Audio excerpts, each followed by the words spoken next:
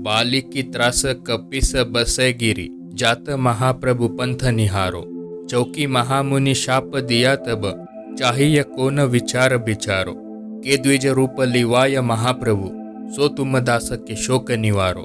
कोन ही जानत है जग में कपि, संकट मोचन नाम तिहारो। हनुमान जी, हम सब पर आपकी कृपा बनाए रखना। जय श्री राम। दोस्तों, ऐसा कोई काम नहीं जो हनुमान जी के लिए असंभव हो, और आज इस भक्त ने अपने अनुभव में ऐसा कुछ बताया है जिसमें हनुमान जी ने इनका असंभव कार्य को संभव किया है। हनुमान जी बहुत दयालु है, बस जरूरत है अटूट विश्वास की। तो ऐसा कौन सा संकट आया था इस भक्त पर और कैसे हनुमान जी ने इनकी सहायता की, आइए जानते हैं। वीडियो को ध्यान से सुनिए और समझिए। अगर आप मेरे चैनल पर पहली बार आए हैं तो चैनल को सब्सक्राइब जरूर कर देना और वीडियो को लाइक कर दो। पिछले वीडियो के आखिरी में हमने कुछ सवाल पूछे थे, उसका सही जवाब कुछ भक्त ने दिया है, उनका नाम वीडियो के एंड में लिया जाएगा। तो चलिए वीडियो की शुरुआत करते हैं। मेरा नाम पवन है और मैं मध्य प्रदेश के एक छोटी सी सिटी खंडवा का रहने वाला हूँ। ये बात लॉकडाउन की है। वैसे तो मैं मध्य प्रदेश से हूँ, पर मुंबई में जॉब करता था और लॉकडाउन के कारण मैं अपने घर वापस आ गया था।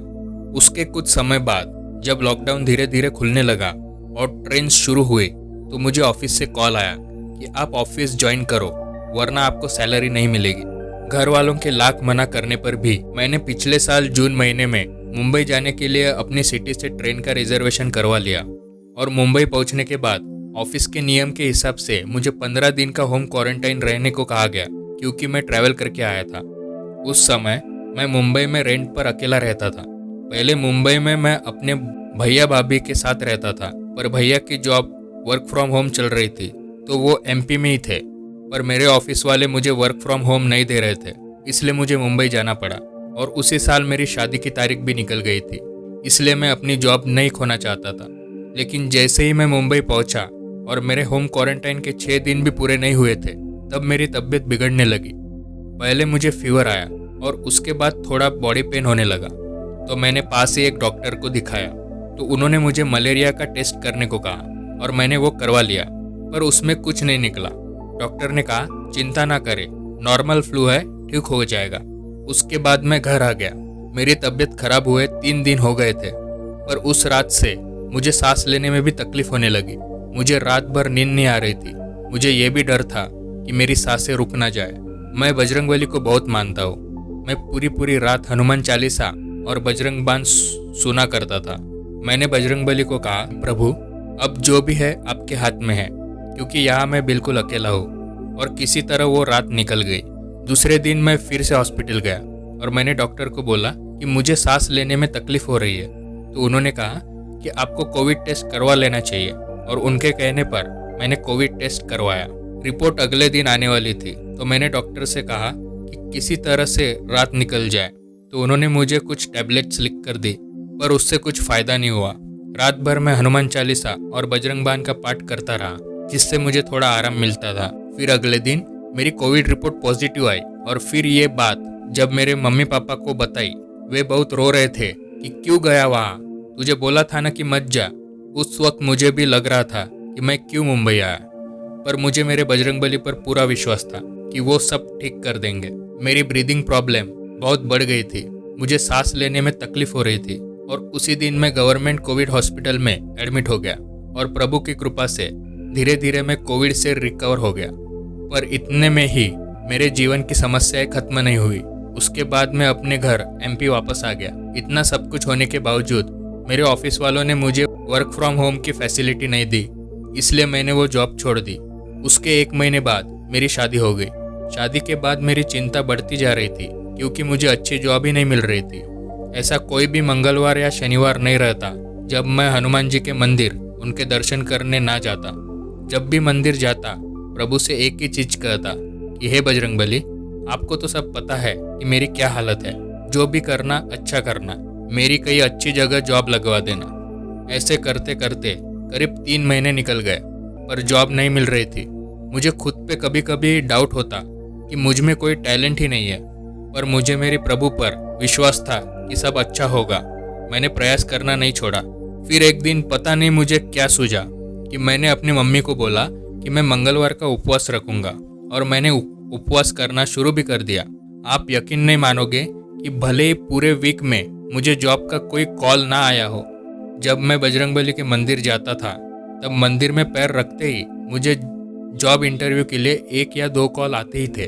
फिर एक दिन मुझे मेरे एक दोस्त जिसका नाम राम है, जो मेरे साथ 6 या 7 साल पहले जॉब करता था, उसका अचानक कॉल आया और उसने कहा कि तेरी प्रोफाइल की जॉब है मेरे ऑफिस में, तू करेगा क्या? और मैंने उसे हाँ बोल दिया।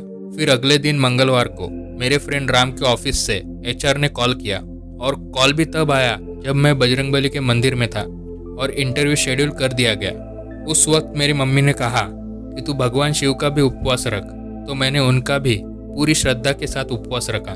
मतलब अब मैं सोमवार और मंगलवार 2 दिन उपवास रखता था। फिर उसके अगले हफ्ते सोमवार के दिन HR का कॉल आया कि आज आपका फर्स्ट राउंड है। प्रभु की कृपा से मैंने वो राउंड क्लियर कर लिया। फिर अगले दिन मंगलवार को मेरा सेकंड और फाइनल राउंड था और जो मेरा राउंड लेने वाले थे उनका नाम महेश था।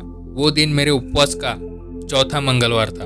वो राउंड में मैं थोड़ा नर्वस हो गया था क्योंकि मैं टेंशन में था, पर महेश सर बहुत अच्छे थे। उन्होंने मुझे कहा भी कि रिलैक्स हो जाए और मैंने इंटरव्यू दे दिया। उन्होंने कहा कि आपको HR की तरफ से कॉल आ जाएगा।